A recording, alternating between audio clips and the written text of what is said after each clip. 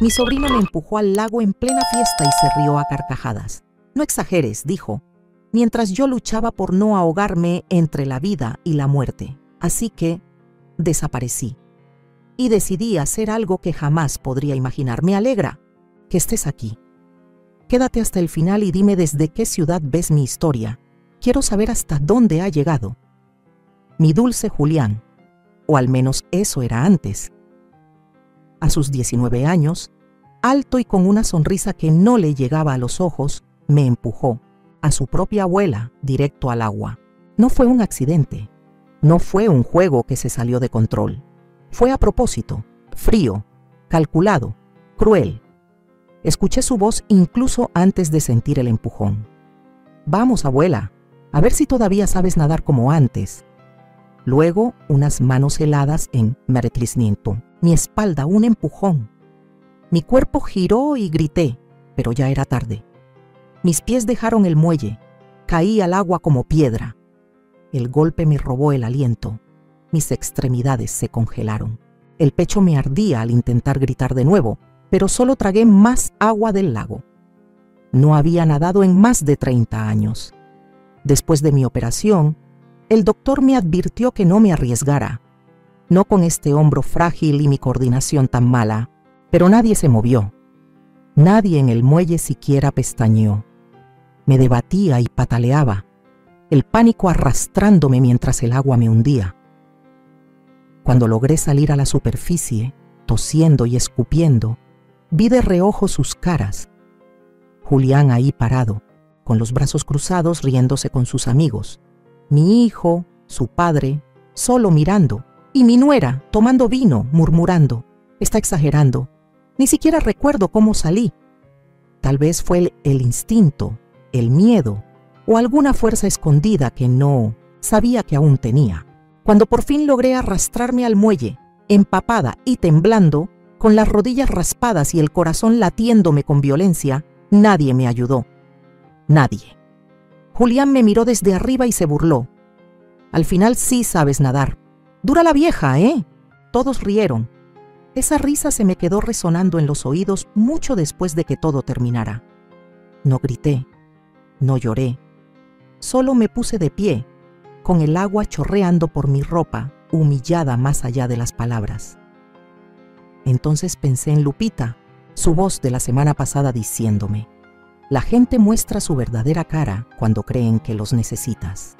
Caminé de regreso a la mesa del picnic, empapada y adolorida.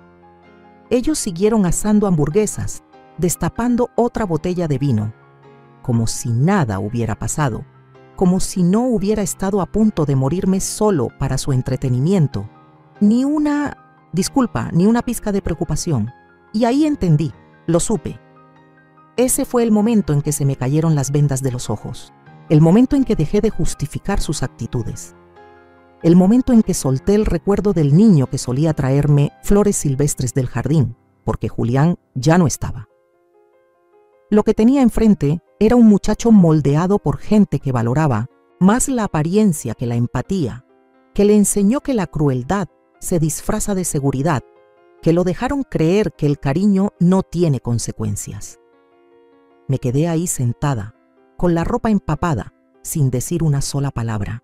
Ese silencio, el que antes tomaban por debilidad, ya no lo era. Esta vez era una promesa, una advertencia, un comienzo. Porque al mirar ese muelle, a mi familia riendo con el cuerpo adolorido y el corazón hecho trizas, me di cuenta de algo que ellos no sabían. Yo todavía tenía opciones. Ese chamaco se olvidó de quién controla el fondo que lo espera en el futuro.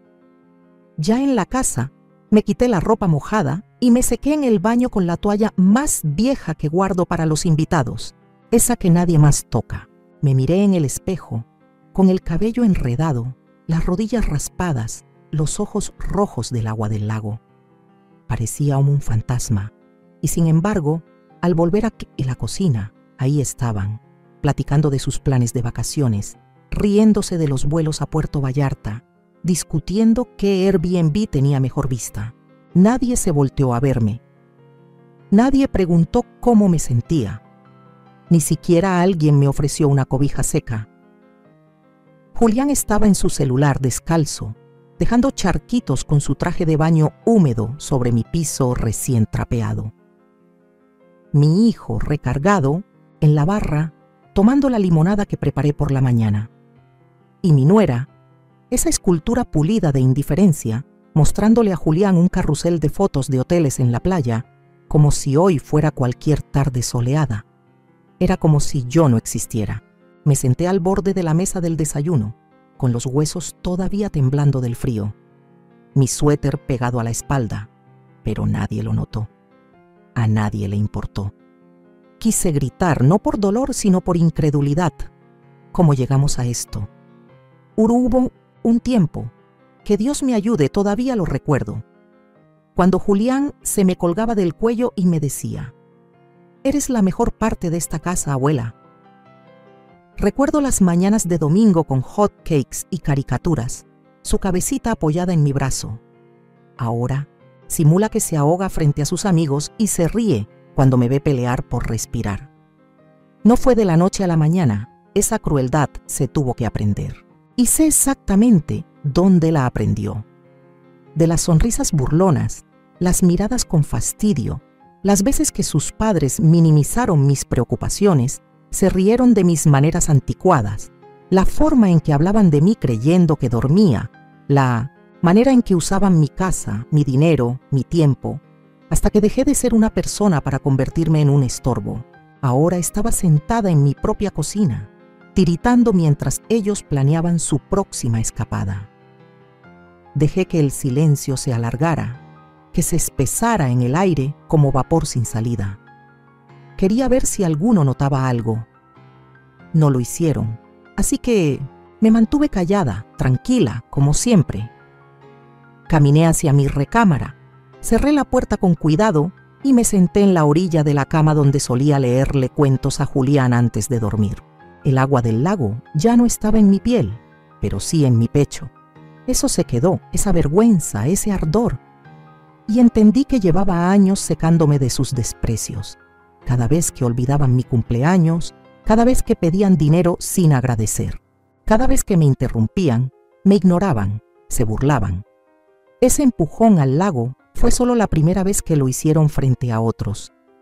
Saqué mi cuaderno y escribí una sola frase. Nunca más les daré la oportunidad de ahogarme, porque desde esta noche no solo me estaba secando, me estaba despertando. Esa noche, mucho después de que la casa quedó en silencio, me quedé sola en mi cuarto con la puerta cerrada con llave y la lámpara vieja zumbando bajito a mi lado. No podía dormir, no con esa imagen de Julián. Mi Julián riéndose mientras yo luchaba por mantenerme a flote. Me perseguía, no por cruel, sino porque era él. Yo crié a ese niño, no como una abuela de visita en Navidad.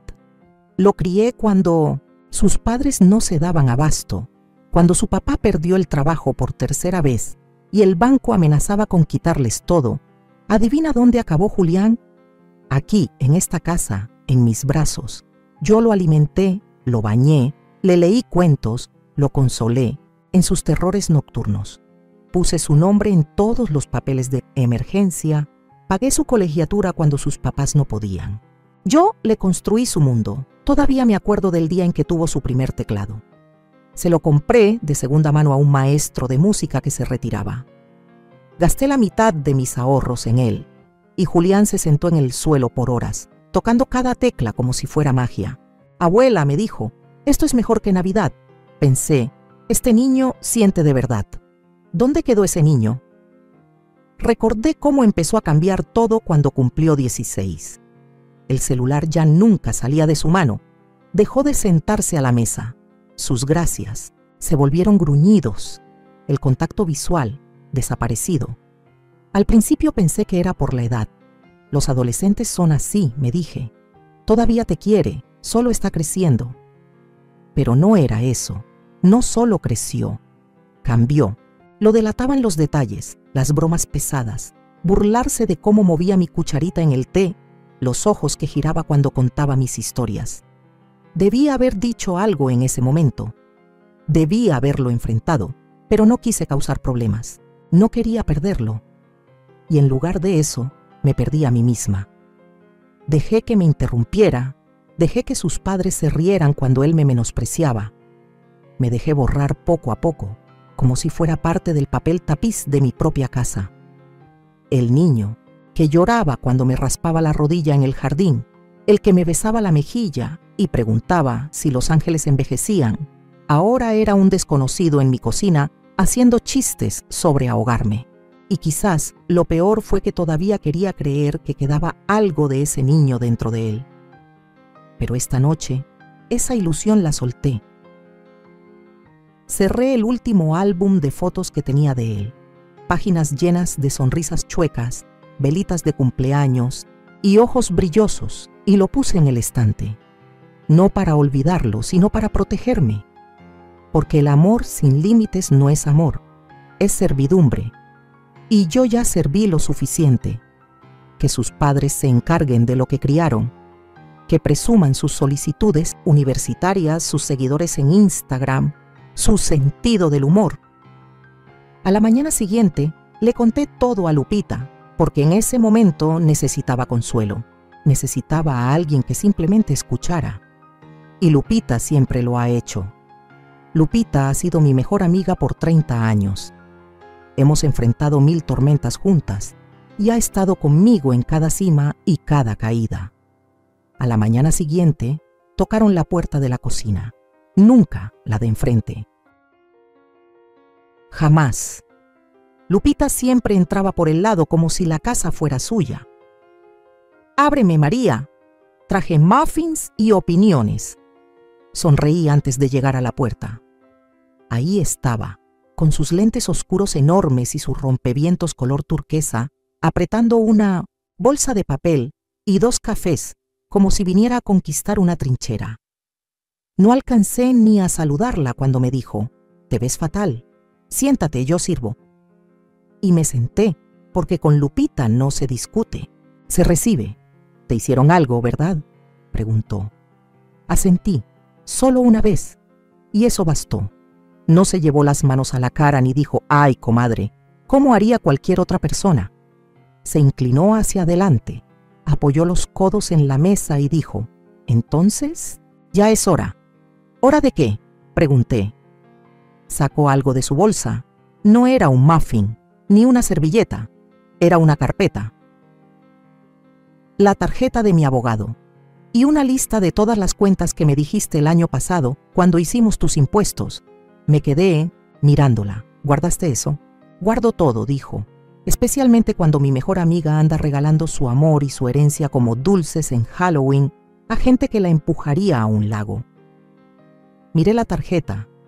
Sergio Medina, ley estatal, letras limpias, apretón de manos firme. «No, sé», dije bajito. «Se siente definitivo». Lupita se recargó en la silla, cruzó los brazos y ladeó la cabeza. «Lo que quieres es que sea definitivo, solo que no quieres cargar con la culpa. Eso es distinto». Dio un sorbo a su café y dio unos golpecitos. «En la mesa, escúchame bien, tú pagaste la escuela de Julián. Le pagaste los brackets, su mugre piano, sus viajes de fútbol. Dejaste que sus papás vivieran sin pagar renta en tu casa del lago todo un verano. Y aún así, tuviste que comprar tú misma el mandado en agosto. Solo quería ayudar», murmuré. «Ya lo sé. Y eres mejor que ellos. Ese es el problema». Me quedé mirando por la ventana. Las azaleas estaban floreciendo. Ernesto las había plantado para nuestro aniversario. Siempre decía que eran flores tercas, lentas para abrir, pero imposibles de matar. Así me sentía yo ahora. «No quiero venganza», dije. Lupita estiró la mano y apretó la mía. «Claro que no, quieres liberarte». Y tenía razón. No quería gritar ni prenderle fuego a la casa, ni meterme al cuarto de Julián a exigirle una disculpa que él ni cree que me debe. Quería esa paz que llega cuando por fin dejas de rogar que te vean. Lupita se levantó y me jaló de los hombros. «Nos vamos al centro. Vas a comer algo que no venga de una caja y luego le vamos a llamar a Sergio». «Hace meses que no voy a ese café», confesé. «Perfecto», dijo, tomando sus llaves. «Que vean lo que es la fuerza con suéteres tejidos y patas de gallo». Mientras manejábamos con las ventanas abajo, el viento enredándose en mi cabello ralo, me cayó encima una verdad simple, algo que me detuvo en seco. Hacía años que no me sentía tan viva. Y todo lo que se necesitaba era que alguien me recordara que todavía me pertenezco. El café estaba lleno, el ruido de los platos y las voces bajas me envolvía como una cobija vieja. Lupita revolvía el azúcar en su espresso con decisión, como si preparara una pócima. Luego deslizó la otra taza hacia mí. «Tómatelo, vas a necesitar columna y cafeína». No se equivocaba. Llamamos a Sergio Medina justo después de comer. Me dijo que fuera esa misma tarde. Trae todo lo que tengas y sin adornar la historia. Así lo hice. Llevé los documentos originales del fideicomiso, la carpeta que Ernesto y yo armamos después de su embolia y una copia doblada de la carta del fondo universitario de cuando Julián aún estaba en secundaria, cuando todavía se emocionaba enseñándome sus boletas de calificaciones. Recordé el día que imprimí esa carta, lo orgullosa que me sentí, lo llena de esperanza. $50,000, murmuré mientras Sergio hojeaba los papeles. Empecé a guardarlo cuando Julián tenía 10 años. Dinero de cumpleaños, bonos, devoluciones de impuestos, hasta me salté unas vacaciones un año. Ernesto y yo lo teníamos claro. Primero la educación. Sergio lo revisó sin decir nada. «No», contesté con la voz hueca. «Está en un colegio comunitario ahora. Dice que el próximo año se quiere transferir. Ese siempre fue el plan». Hasta que decidió que yo no tenía lugar ni en el muelle ni en su vida. Sergio no hizo preguntas, solo asintió como lo haría un cirujano antes de cortar. «¿Qué quieres hacer, María?», preguntó.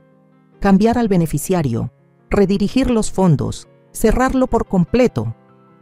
Me quedé mirando al techo un momento, luego susurré. «Nada, aún no». Sergio levantó una ceja. «Quiero observar», dije. «Quiero ver cómo me tratan cuando crean que soy frágil, cuando piensen que están a un paso de heredar. Quiero ver quién finge cariño y quién de verdad aparece». Cerró el expediente lentamente. «Eso es frío. Es sobrevivencia», dijo Lupita inclinándose.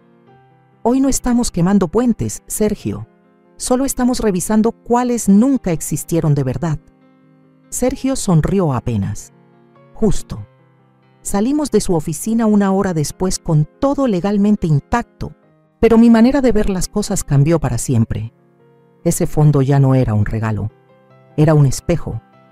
Pasé el resto de la tarde en casa, caminando de cuarto en cuarto como si esperara una vida en la que ya no vivía. Me detuve frente a la repisa, donde aún estaba la foto de bebé de Julián. Esos hoyuelos, esa sonrisa, esa sensación de seguridad. No la quité. Todavía no estaba lista. En vez de eso, me senté en la mesa de la cocina y abrí una página nueva en mi cuaderno. Arriba escribí: «Vamos a ver quién me quiere sin el dinero». Debajo tracé 2 columnas: «Quién nota, quién evita». El nombre de Julián ni siquiera tuve que escribirlo. Ya sabía en qué lado iba a quedar. Esto no era venganza, era claridad. Porque con todos sus planes, con todas sus conversaciones en voz baja sobre quién se quedaría con qué cuando yo ya no pudiera encargarme, se les olvidó algo que yo todavía tengo la pluma. Y no he terminado de escribir el final. Empecé con cosas pequeñas, un tropezón por aquí, un paso más lento por allá. Me detenía a la mitad de una frase y me tocaba la frente como si se me hubiera olvidado lo que iba a decir. Dejaba que me temblaran un poco las manos al servir el té, lo justo para que la taza sonara contra el platito. Y el efecto fue inmediato, no preocupación, no ternura, sino molestia. Julián dejó de saludar cuando entraba por la puerta. Ahora apenas soltaba un gruñido, si acaso. Si le pedía ayuda para meter las bolsas del súper, suspiraba tan fuerte que parecía que le estaba pidiendo cargar un coche. Mi hijo, Rodrigo, empezó a hablar en voz baja en la cocina cuando creía que yo ya dormía. Está empeorando. No creo que esté tomando sus medicinas. No puedo seguir limpiando sus desastres. Su esposa Verónica, que siempre ponía cara de angustia frente a la gente de la iglesia, ni siquiera se molestaba en fingir cuando estábamos solos. Otra vez dejó la estufa encendida, dijo una noche, demasiado alto y demasiado falso. Eso es peligroso, Dan, pero la cosa es que nunca dejé la estufa encendida.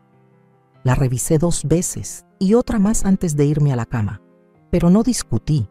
Dejé que lo creyeran, que armaran su historia de mi supuesto deterioro. Ellos pensaban que jugaban ajedrez. No sabían que yo estaba jugando a algo más largo. Por las noches me acostaba en la cama y escuchaba las voces apagadas a través de la pared.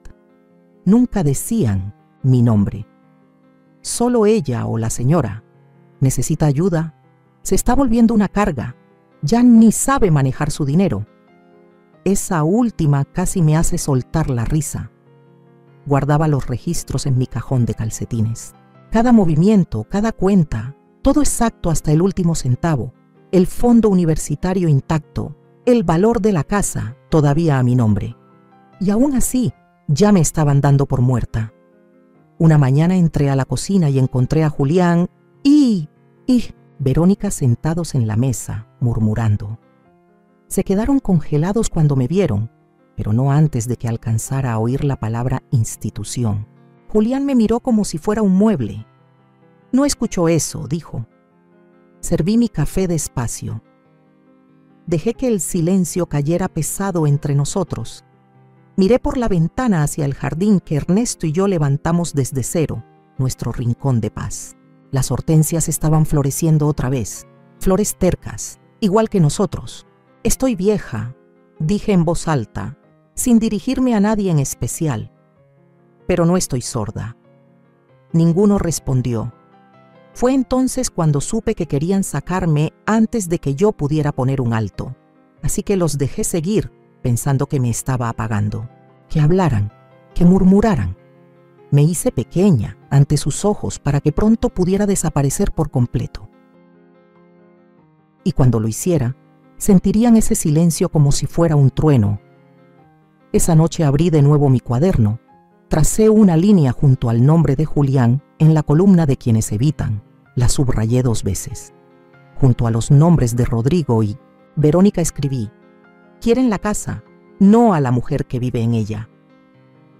Cerré el cuaderno y sonreí en la oscuridad, que siguieran murmurando, porque yo estaba escuchando cada palabra. Una semana después, llegó el momento final que me empujó al límite. Fue idea de Verónica, una cena informal para sus amigas del estudio de yoga y los compañeros de trabajo de Rodrigo. Vamos a asar algo leve. ¿Podrías hacer ese pastel de limón que les encanta? No dije nada. Igual horneé el pastel, por costumbre tal vez, por nostalgia, pero no tenía intención de quedarme mucho. La casa olía a carne asada y perfume de rosé. Las risas se escapaban del patio trasero como humo. Ligeras, ascendentes, asfixiantes. Me quedé en la cocina, lejos del bullicio. Nadie se dio cuenta, ni siquiera Rodrigo, que cuando tenía 12 años se asomaba para ver si necesitaba ayuda con los trastes.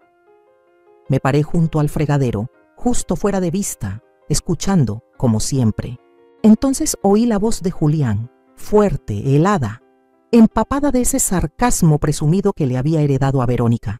«No saben, mi abuela se cayó al lago en la carne asada». Se agitaba como tortuga volteada, así de «ayúdenme, ayúdenme». Risas. Risas de esas que vienen desde el estómago. Siguió. Y yo así de, por favor, ni se estaba ahogando de verdad. Seguramente solo quería llamar la atención. Ya saben cómo son los viejitos. Usan la debilidad como arma. Alguien se rió bajito y murmuró: «Eso estuvo oscuro, Julián». Julián se rió más fuerte. «No, está bien. Es dura la vieja. Dura la vieja». Eso es lo que veía cuando me miraba. No la mujer que pagó sus brackets. No la que pasaba las noches en vela cuando le daban ataques de asma. No la que guardó cada dibujo que hizo en una carpeta bajo la cama. Solo un pájaro. Me quedé congelada detrás de la puerta corrediza de cristal.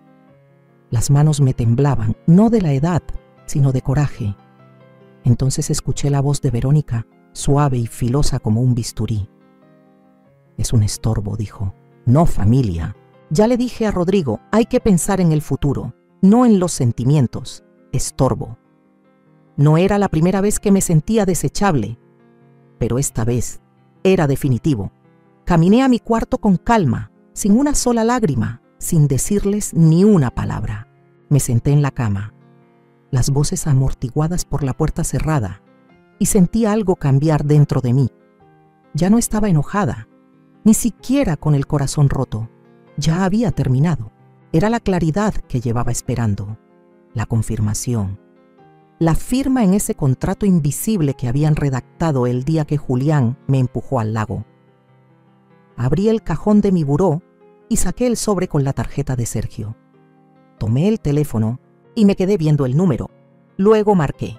«Sergio Holloway», contestó al segundo timbrazo. «Soy María. Ya estoy lista». No preguntó a qué me refería.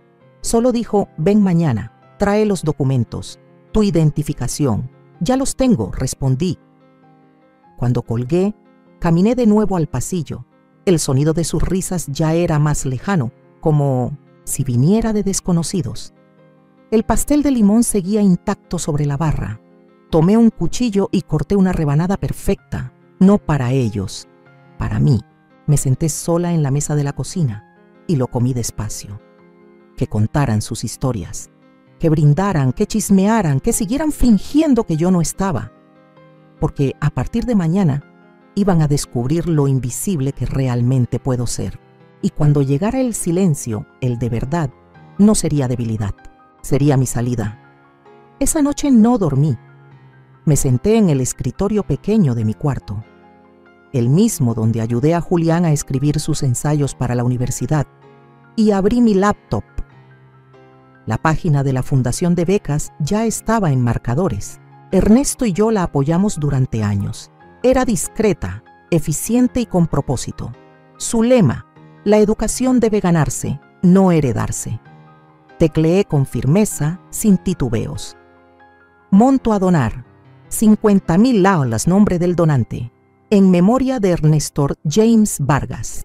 Designación: Fondo de Becas STEM para estudiantes de primera generación anónimo. Sí, antes de hacer clic en confirmar, me detuve. Mis dedos flotaban sobre el teclado.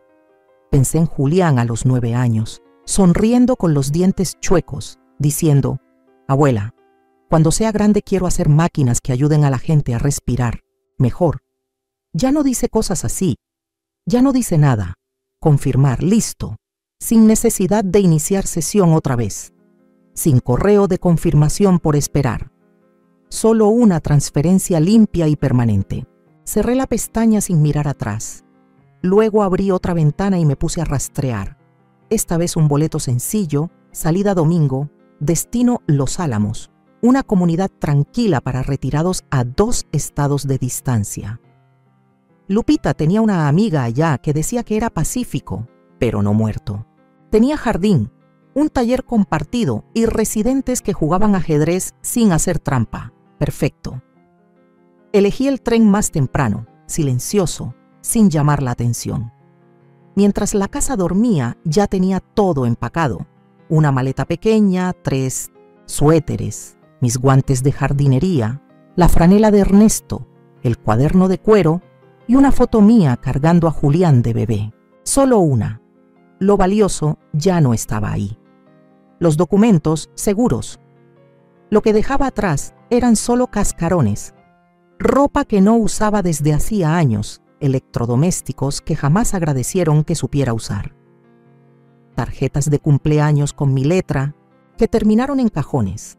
Que se queden con todo eso, que se revuelquen entre lo que quedó de mi vida como zopilotes dando vueltas sobre algo que ayudaron a matar. Me voy este fin de semana con Lupita, dije desde el marco de la puerta de la cocina el viernes por la tarde. Quiere compañía para un viajecito. Rodrigo ni levantó la vista del celular. Qué bien.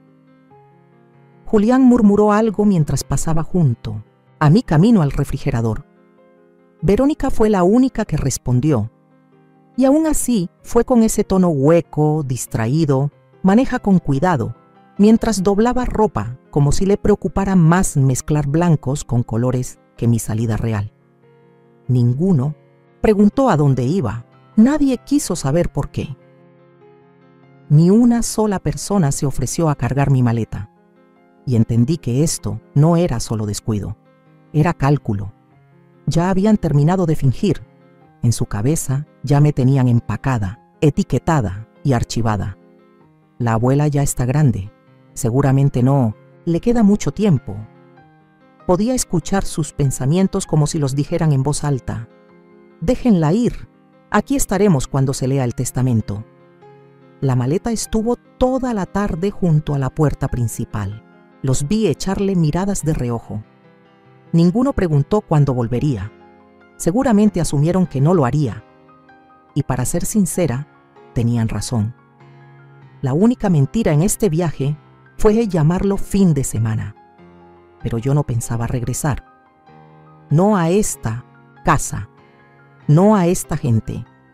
Esa noche me senté en la orilla de la cama y me quedé mirando las paredes. Paredes que alguna vez estuvieron llenas de la risa de Julián, de huellitas de manos con pintura, del tarareo de Ernesto mientras arreglaba las molduras. Ahora estaban en silencio, frías, viéndome partir. La alarma sonó a las 5:30 de la mañana. Me moví, como si me deslizara entre los años. Me cepillé el cabello. Doblé la cobija de la cama. No escribí nada. No dije nada. Lupita llegó puntual a las 6, con las luces bajas y el motor ronroneando como un secreto listo para guardarse. Me quedé un momento en la sala, mirando la casa que había contenido mi vida y a las personas que poco a poco le quitaron el sentido. No sentía dolor, solo espacio. Salí por la puerta principal con la maleta en la mano, cerrándola con cuidado detrás de mí. Nadie se movió, ni siquiera Julián. Mientras Lupita manejaba rumbo a la estación, me miró de reojo. No te preguntaron a dónde ibas, ¿verdad? Negué con la cabeza. Ni levantaron la vista. Hizo un ruido en la garganta como una risa amarga. Imagínate, te desapareces y ni en cuenta. Así lo prefiero, dije. Y era verdad. En la estación nos abrazamos. Lupita me metió un sobre pequeño en la mano. Por si acaso, dijo, asentí. No lloramos. Las mujeres como nosotras, que hemos visto nacimientos, muertes y todo lo que pasa en medio, no lloramos por la libertad. El tren llegó con un rugido bajo. Subí con mi maleta y me senté junto a la ventana. Mientras el pueblo quedaba atrás, sustituido por árboles, cielo y lo desconocido, solté un suspiro que no sabía que llevaba décadas guardando. Esto no era una huida, era un renacer, y allá en esa casa callada, ni notarían que faltaba hasta que se acabaran las toallas, el congelador estuviera vacío, y la mujer a la que alguna vez llamaron abuela dejara de serles útil. No me despidieron, pero iban a sentir mi ausencia. Y ese sería un adiós que nunca olvidarían. Los Álamos era tranquilo, no de ese silencio solitario, sino de ese que reconforta, canto de aves en la mañana, pantuflas arrastrándose por el pasillo, el murmullo suave de música, clásica desde el departamento de al lado. Mi cuarto era pequeño pero limpio, una cama junto a la ventana, un librero, una silla que no rechinaba al sentarme. Colgué la franela de Ernesto en el gancho de la puerta. Puse la foto de Julián de bebé en el alféizar, no como invitación al recuerdo, sino como monumento. Miré esa foto y por fin entendí la verdad. Solo fue un niño al que quise, no un hombre con derecho a poseerme. Esa tarde me senté en el escritorio y comencé la carta, no solo para Julián, para todos. Rodrigo, Verónica y Julián. Escribí sus nombres en la parte superior como si fuera una esquela y entonces comencé. Yo fui la que se desveló cuando Julián no podía dormir. Yo fui la que pagó su escuela, sus zapatos, su futuro. Fui la que nunca olvidó un cumpleaños incluso cuando ustedes olvidaron el mío.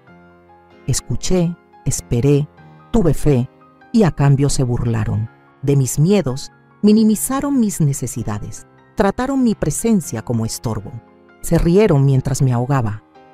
Dejé de escribir un momento y puse la mano sobre mi pecho. No latía rápido, no como antes cuando los enfrentaba. Latía tranquilo, firme. Tomé la pluma otra vez. Esto no es venganza. No los estoy castigando, pero ya no voy a seguir financiando a quienes ven mi amor como moneda de cambio. El fondo universitario ya no existe. La herencia seguirá ese mismo camino. Ya di demasiado. Y ahora elijo paz. Al final, no escribí con cariño, abuela.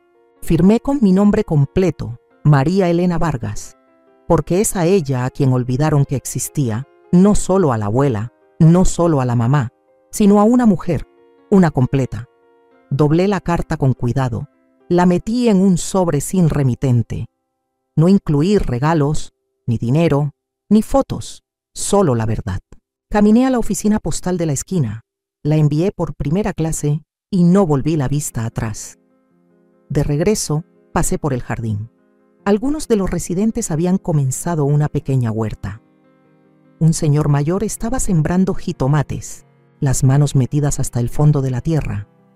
Levantó la vista y asintió. ¿Primer año aquí? Sí, dije.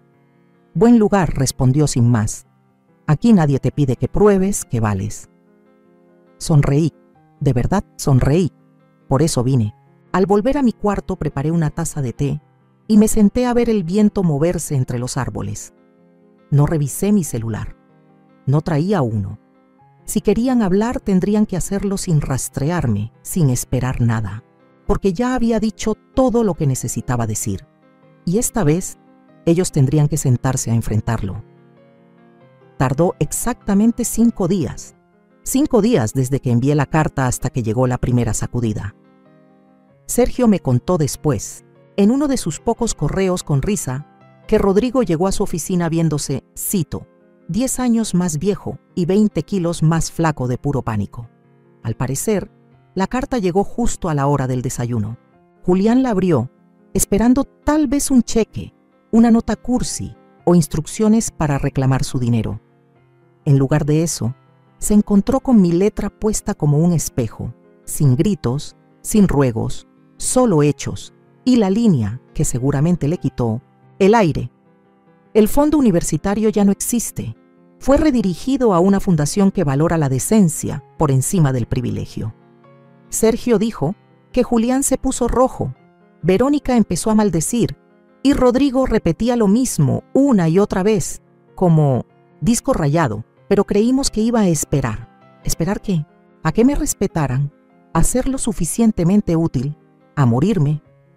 No, ya había esperado demasiado. Ese mismo día, Sergio entregó el resto, documentos oficiales, confirmaciones de que el fondo ya no era suyo para reclamar, de que había eliminado todo acceso digital, de que ahora toda correspondencia tendría que pasar por él. Me temo que ella misma se declaró como no localizable, les dijo Sergio. Está completamente en su derecho. No escuché sus gritos, pero me los pude imaginar con claridad. Verónica caminando de un lado a otro por la cocina, furiosa porque su plan meticulosamente armado se desmoronaba.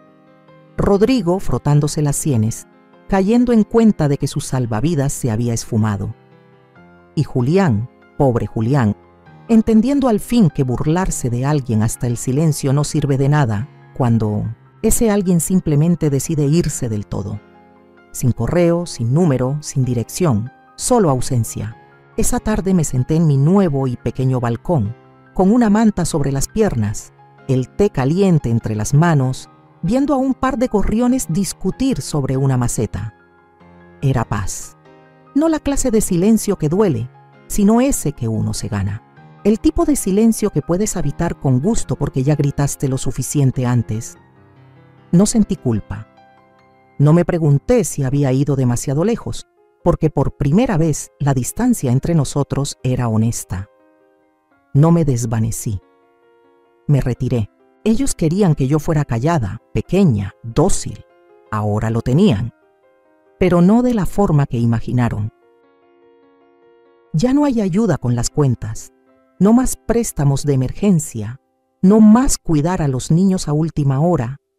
No hay fondo universitario, solo queda el silencio, solo queda el espacio. Y yo, María Elena Vargas, todavía respirando, todavía viva, solo que en otro lugar. Dirán que los abandoné. Le contarán a la gente que perdí la cabeza, que me escapé, que huí, que exageré, que fui injusta, que me volví loca, que me olvidé de lo que es la familia. Déjenlos, porque algún día, cuando el polvo se asiente, recordarán que di todo hasta que casi me cuesta la vida. Y luego paré, no porque fuera cruel, sino porque por fin entendí. No tienes que prenderte fuego para calentar a los demás. Y yo jamás volveré a ser su cerillo. 3 días después, Sergio me reenvió el primer correo. Asunto urgente. Por favor, llámanos, mamá. Era de Rodrigo, lleno de frases nerviosas y puntuación hecha trizas. Solo queremos hablar. No estamos enojados, solo estamos muy confundidos. No sabíamos que estabas molesta. Julián está hecho pedazos. Por favor, solo déjanos explicarte. ¿Explicar qué? Que imaginé el agua en mis pulmones, que malinterpreté sus risas, que llamarme estorbo no era lo que parecía. No querían hablar, querían acceso. Sergio me preguntó si quería que respondiera. Le dije que no, que los dejara quedarse solos con el eco de su propio silencio. Esa misma semana llamaron al banco, intentaron entrar a las cuentas, les negaron el acceso, mandaron correos a la Fundación de Becas, también les dijeron que no. Y luego vino el movimiento más descarado hasta ahora.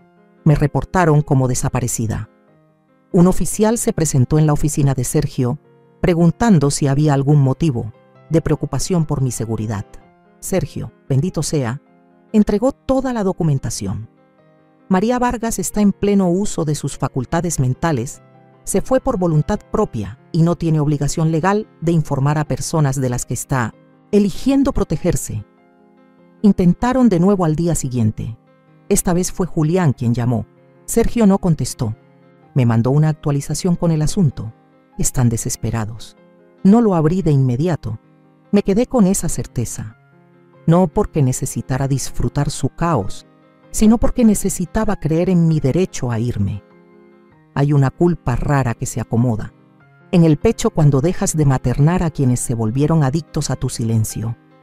Llega en oleadas. Tal vez fui muy dura. Tal vez no lo decían en serio. Tal vez cambiarán. Pero la culpa es el precio que pagas cuando te enseñaron que amar significa aguantar.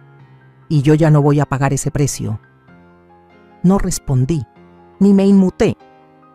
En vez de eso, pasé el día en el jardín, hundiendo los dedos en la tierra tibia y plantándome semillas como si retara al mundo a empezar otra vez conmigo. Esa tarde Lupita llamó. Están en picada, dijo. Ya se está corriendo la voz. Las amigas de yoga de Verónica ya están empezando a murmurar. Una de ellas preguntó si tenías demencia. Me reí. No una risa educada, una risa de esas que te liberan. Pues dije, debo ser la paciente con demencia más organizada que han visto en su vida. Lupita se quedó en silencio un momento. ¿Estás segura de estar bien con que piensen que ya no estás? Miré por la ventana, al sol escondiéndose sobre un lecho de cempasúchiles. No es que no esté, dije. Es que ya no estoy disponible, porque esa es la verdad, ¿no? Ellos no querían a una persona. Querían una presencia callada al fondo, siempre lista, nunca necesitada. Algo práctico, algo desechable. Ahora sí me fui. Pero no estoy perdida. No me perdieron. Me sacaron. Y ahora que no pueden encontrarme, por fin están intentando escuchar. Pero ya es demasiado tarde para conversaciones. Esto no es una confrontación, es una despedida. Y por primera vez, no son ellos quienes deciden cuándo termina. Sergio Loe llamó el momento en que se les cayó el piso. Los reunió en su oficina, a los 3, porque se negaban a creerlo hasta escucharlo de alguien que tuviera un título sobre el escritorio. Rodrigo llegó con la mandíbula apretada, Verónica con su suéter favorito de víctima a punto de romperse, y Julián. Julián parecía otra vez un niño, no por remordimiento, sino porque, por primera vez, el mundo no se estaba doblando a su voluntad. Sergio había preparado un comunicado breve, tal como le pedí, sin rodeos, sin explicaciones, solo la verdad. Les deslizó la carpeta por la mesa, los miró directo a los ojos y dijo: «Esto es de parte de María Vargas», y leyó. Para quienes creyeron que mi silencio significaba estar de acuerdo, alguna vez lo di todo. No pienso morirme 2 veces. Esa línea los congeló. Se llevaron mi tiempo, mi casa, mi paz. Me vaciaron mientras decían a los demás que me cuidaban. Se burlaron mientras me ahogaba. Y luego se preguntaron por qué no salí a buscar su aprobación. Así que quede claro, el fondo universitario ya no existe. La herencia fue reestructurada. La casa será donada. Mis bienes no irán a quienes me trataron como estorbo esperando ser recogido. Rodrigo, según Sergio, intentó interrumpir, pero él levantó la mano. Ella me dio plena autoridad para leer cada palabra, y siguió. No recibirán nada de mí en vida ni en muerte, porque no me dieron nada de valor mientras estuve aquí, ni amor, ni respeto, ni cuidado. Amaban más mi dinero que a mí, y ahora ese dinero está en manos de quienes todavía creen en la bondad. Verónica, según dijo Sergio, se puso roja y luego pálida. Julián murmuró algo por lo bajo, pero nadie le hizo caso. Sergio me contó que Rodrigo se levantó gritando: «¡Está loca!». A lo que él respondió: «No, por fin se encontró». Cuando Sergio me mandó la transcripción completa unos días después, la leí despacio, tomando té en el jardín, con los pies arropados bajo una cobija que tejió Lupita. Cada palabra era parte del registro. Ellos escribieron la historia, yo solo pasé la última página. En su mundo, yo debía perdonar en silencio, dar sin medida y desvanecerme sin ruido. Pero no lo hice. Hablé. Me fui. Reasigné mi amor a quienes todavía lo valoraban, no a quienes lo exigían por costumbre. Al final del documento, Sergio había añadido mi última línea en negritas, tal como le indiqué en mi nota escrita a mano. Estar sola es mejor que ser usada. Y eso fue todo. La fantasía de la herencia murió ahí mismo, en una oficina legal iluminada con focos fríos, no con un escándalo, sino con la verdad. Salieron en silencio, no porque entendieran, sino porque ya no podían discutir. Habían perdido el control, y lo único que quedó fue el eco de todo lo que dieron por hecho. No necesitaba estar presente para verlo. Hay finales que se disfrutan más desde lejos. Lupita me dijo que todo comenzó con un portazo. Julián regresó de la oficina financiera de su universidad con una carpeta llena de malas noticias y la boca llena de reproches. «Nadie me avisó que el dinero ya no estaba», gritó. Verónica le respondió de inmediato: «Tal vez si no te hubieras reído cuando casi se muere, todavía tendrías futuro financiado». Rodrigo solo se quedó ahí, frotándose las sienes como si al apretarse la cabeza pudiera sacar una versión diferente del pasado. Julián no regresó a clases después de eso, y cuando su cheque de reembolso no llegó, porque la oficina de becas confirmó que el fondo ya no existía, por fin entendió. No fue castigado, solo fue excluido. Lupita me contó todas las conversaciones a media voz en el supermercado, las miradas esquivas en la iglesia. «Dicen que desapareciste», me dijo por teléfono, y yo pregunté sonriendo mientras sostenía mi taza de té. «¿Y tú qué dijiste?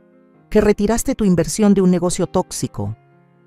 Me reí tanto que tuve que dejar la taza sobre la mesa. Mientras tanto, en la casa del lago, la espiral empeoraba. Rodrigo volvió a beber. Al principio una cerveza con la cena, luego vino, luego whisky. Verónica se quejaba con su hermana diciendo que la desaparición de mamá arruinó todo. Nunca usaron la palabra «se fue». Para ellos, yo seguía siendo un fantasma, rondando su historia. Nunca fui una mujer que decidió elegirse a sí misma. Solo una presencia que debía seguir dándoles más. Pero el vecindario no les creyó por mucho tiempo. El chisme corrió rápido cuando Sergio confirmó que yo estaba viva, en paz, y que había movido todos mis asuntos de forma legal. Amistades viejas que antes saludaban con cortesía a Verónica empezaron a voltearse en las reuniones. Los miembros de la iglesia le sonreían sin ganas a Rodrigo, pero ya no lo invitaban a hablar en los desayunos de los hombres. Su reputación empezó a deshacerse, no por escándalo, sino por verdad.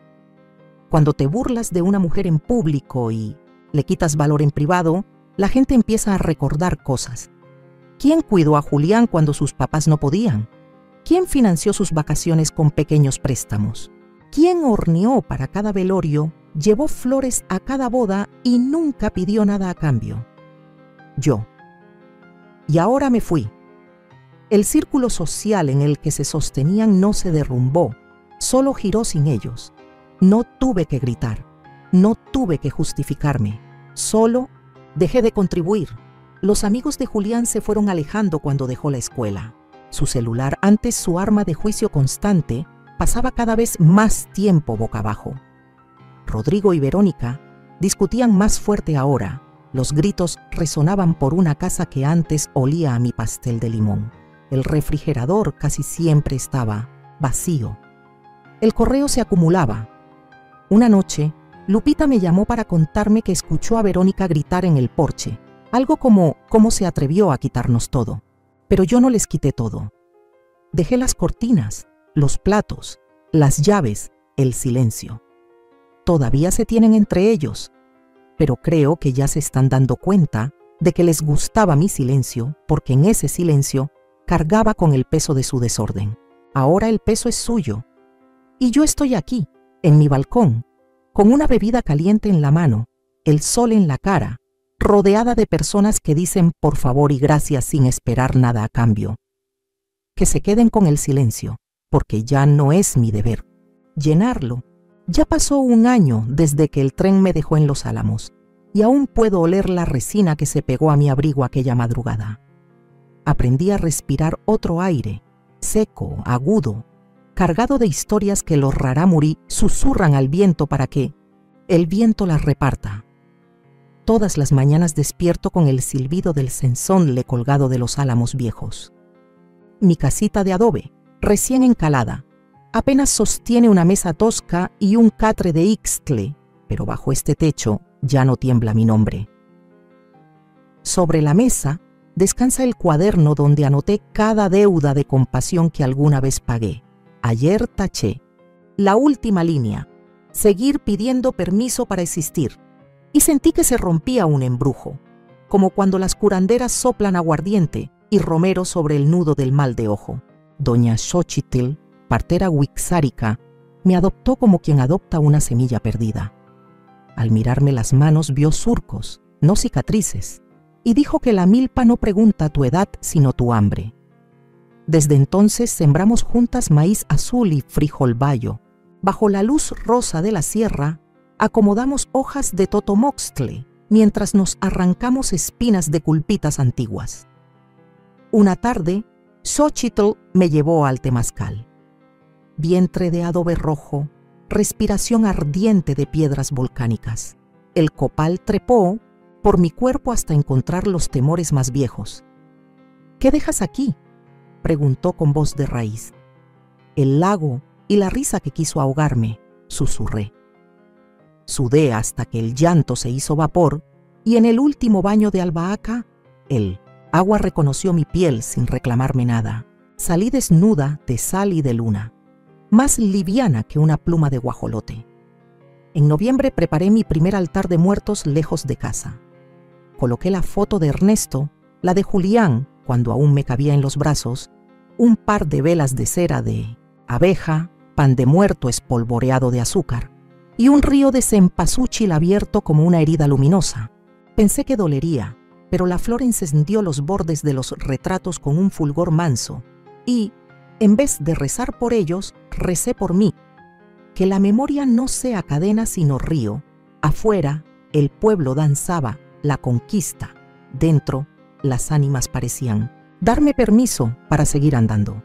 Trabajo medio turno en la biblioteca comunitaria, que sobrevivió a los recortes gracias al fondo que doné con lo que quedaba de mis silencios rotos. Los chicos becados me escriben cartas.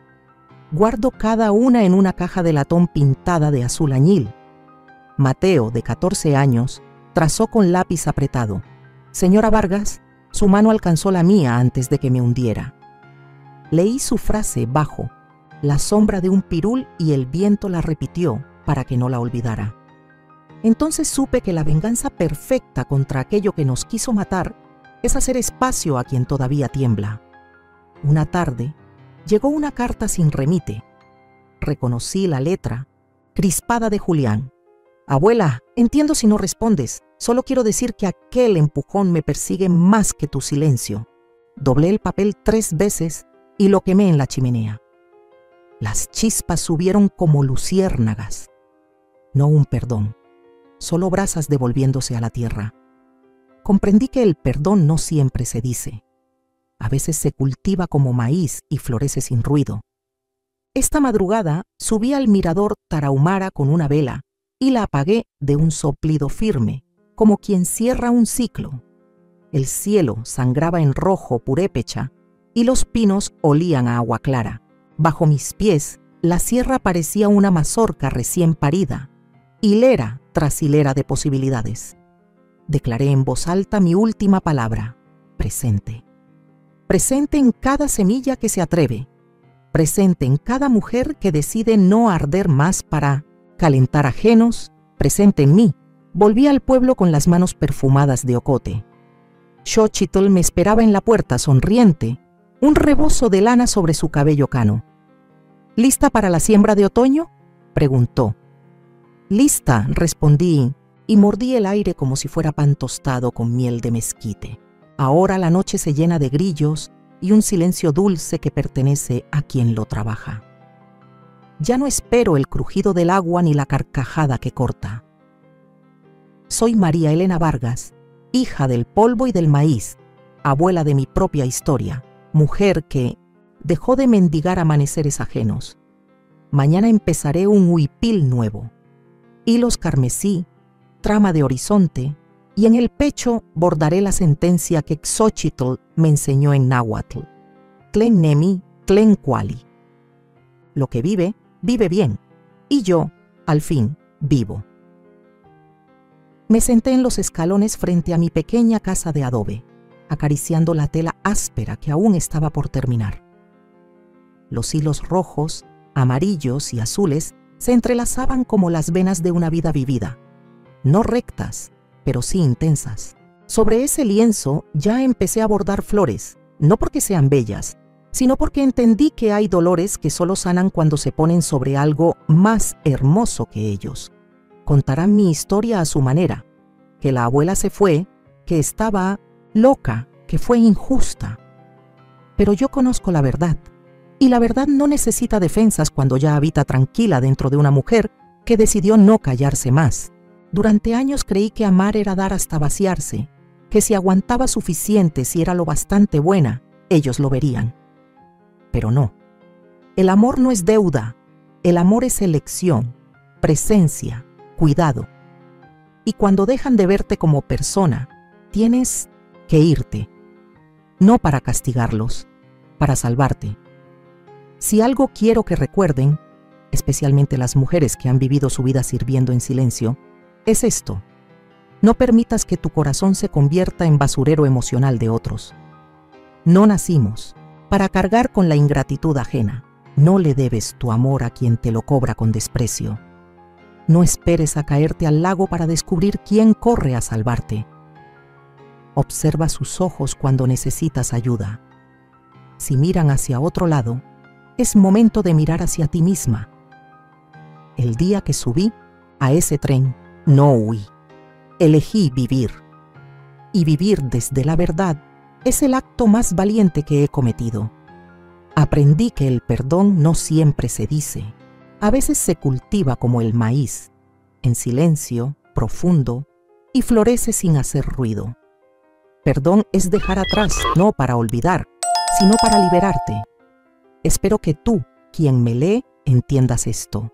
Tienes derecho a retirar tu cariño, a decir basta, a marcharte. No es crueldad, es amor propio. No es venganza, es claridad, porque yo ya di todo. Y ahora elijo paz.